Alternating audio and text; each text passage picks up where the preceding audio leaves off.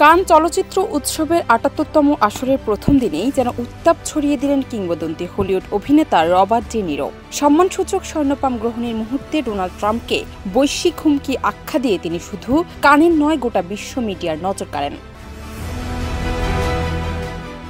১৩ মে উৎসবের উদ্বোধনী আয়োজনে কান কর্তৃপক্ষ ডি নিরোকে চলচ্চিত্র শিল্পে অবদানের জন্য স্বর্ণপাম প্রদান করে। পুরস্কার তার হাতে তুলে দেন আরেক বিখ্যাত অভিনেতা লিওনার্দো ডিক্যাপ্রিও। তার মুখে চুম্বন করে আবেগঘন একটি বক্তব্য রাখেন ৮১ বছর বয়সী এই অভিনেতা, যা মুহূর্তেই গ্র্যান্ড লুমিয়ের থিয়েটার জুড়ে করতালিতে প্রতিধ্বনিত হয়। ডি নিরো বলেন, আমার দেশে এখন গণতন্ত্রের জন্য মরিয়া লড়াই চলছে, যেটা একসময় আমরা স্বাভাবিক বলে ধরে নিয়েছিলাম, তা এখন হুমকির মুখে। তিনি আরও বলেন, শিল্প একতাবদ্ধ করে, সত্য অনুসন্ধান করে, বৈচিত্র্যকে আলিঙ্গন করে। এ কারণেই স্বৈরাচারীরা শিল্পকে ভয় পায়, আমাদের ভয় পায়।